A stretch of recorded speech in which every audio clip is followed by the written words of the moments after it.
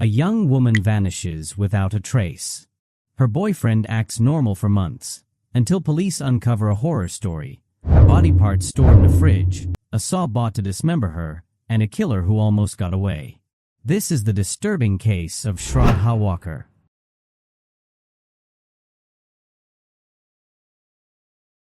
In the bustling suburbs of Mumbai, where dreams are woven into the fabric of everyday life, Shraddha Walkar grew up as just another girl with aspirations. Born into a middle-class Marathi family in Vasai, she was the kind of person who lit up rooms. Her Instagram feed filled with travel pics, cafe hoppings, and the kind of smile that made you think she had it all figured out. But behind those carefully curated posts was a young woman grappling with a relationship that would soon turn deadly. Aaftab Poonawala entered her life like a storm, charismatic, charming, and at first, the perfect boyfriend. They met in Mumbai, where Aaftab worked odd jobs while Shraddha built a career in a call center. Friends recall how he'd shower her with attention in the early days, the kind of love bombing that's textbook for manipulative partners. But cracks began to show when they moved to Delhi in early 2022. Isolated from her family, Shraddha became increasingly dependent on Aaftab, who by then had quit his job and was living off her earnings. Neighbors in their Chhatapur apartment later told police they heard frequent arguments, shouting, objects thrown, and once, a scream that made the walls shudder. But in a city where everyone minds their own business, no one intervened. Shraddha's friends say she confided in them about Aaftab's temper, how he'd check her phone, accuse her of cheating, and threaten her. Yet, like many women in abusive relationships, she stayed, hoping he'd change. The final weeks of her life were a blur of tension. On May 15, 2022, Shraddha video called her father, Vikas Walkar, from their Delhi flat. She seemed cheerful, but those who knew her well noticed the forced smile. 3 days later, she vanished. Aaftab's story? She'd left him after a fight and cut all contact.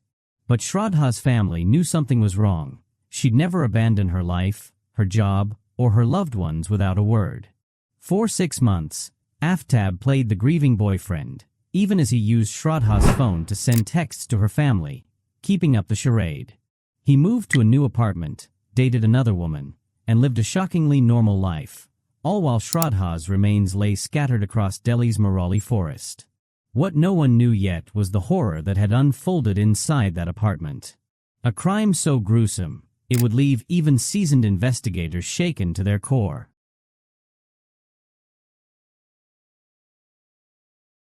The night of May 18, 2022, started like any other for Shraddha and Aaftab.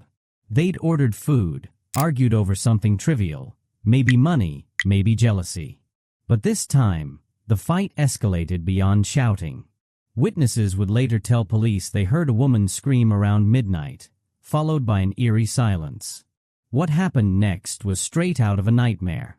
In a fit of rage, Aaftab strangled Shraddha with his bare hands, watching as the life drained from her eyes. But unlike crimes of passion, where panic follows, Aaftab was chillingly methodical. He dragged her body to the bathroom, where he let it lie for hours, contemplating his next move. By dawn, he'd made up his mind.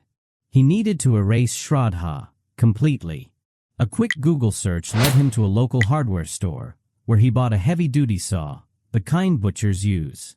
Over the next 6 hours, in a scene too horrific to imagine, he dismembered Shraddha's body into 35 pieces, carefully avoiding joints to make the process easier. Forensic experts later noted the precision of the cuts. This wasn't a frenzied act, but a calculated one. The real horror, however, was what he did next. Instead of disposing of the body immediately, Aaftab stored the pieces in their 300-liter fridge, stacking them like groceries. For the next 3 weeks, he lived in that apartment, cooking meals just feet away from Shraddha's remains. Neighbors complained about a foul smell, but Aaftab blamed it on spoiled meat. Meanwhile, he began the slow process of disposal.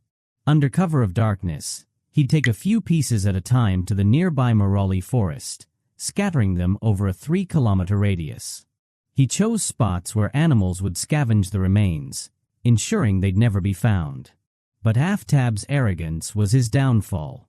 He kept Shraddha's phone, using it to mimic her presence.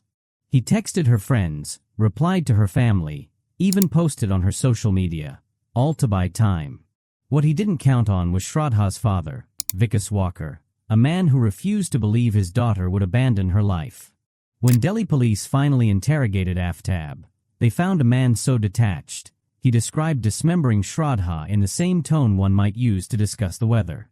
It was only when forensic teams matched blood traces in the apartment to Shraddha's DNA that the full truth emerged, a truth so dark, it redefined evil.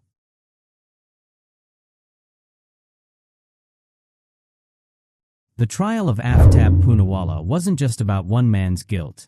It became a mirror held up to India's justice system, exposing cracks that fail women daily. From the moment charges were filed, the case was plagued by delays, mishandled evidence, and a media circus that often prioritized sensationalism over facts. Prosecutors faced an uphill battle. With no eyewitnesses and only 10% of Shraddha's remains recovered, they relied on digital footprints, Aaftab's Google searches, purchase history for the saw, and location data placing him in Morali Forest 18 times post-murder. Forensic psychiatrist Dr. Rajat Mohan testified that Aaftab displayed classic psychopathic traits, showing no remorse during police recreations. But the most damning evidence came from an unlikely source, the fridge. Swabs taken from its interior revealed Shraddha's DNA, mixed with cleaning agents Aaftab used to scrub away traces. Prosecutors argued this proved premeditation. He'd researched how to clean blood before the murder. Yet, for all the evidence, the trial dragged. Aaftab's lawyers exploited every loophole, from challenging the admissibility of polygraph tests to claiming crime of passion. Meanwhile, Shraddha's family endured unimaginable pain, forced to sit through graphic testimony about their daughter's dismemberment. Outside the courtroom, the case sparked national outrage. Women's groups marched with posters asking, "How many more Shraddhas?" Politicians debated stricter laws for live-in partners, while psychologists warned about the rise of Aaftabs, men who weaponize intimacy. But perhaps the most haunting question remains: could this have been prevented? Friends say Shraddha had confided about Aaftab's abuse months earlier. Had police acted faster on her father's missing complaint, would she be alive today? As the judge prepares to deliver a verdict, one thing is clear: Shraddha's story isn't just about a murder. It's about every woman who's ever been told it's just a fight, every system that fails victims, and the uncomfortable truth that monsters don't lurk in shadows, they sleep in our beds.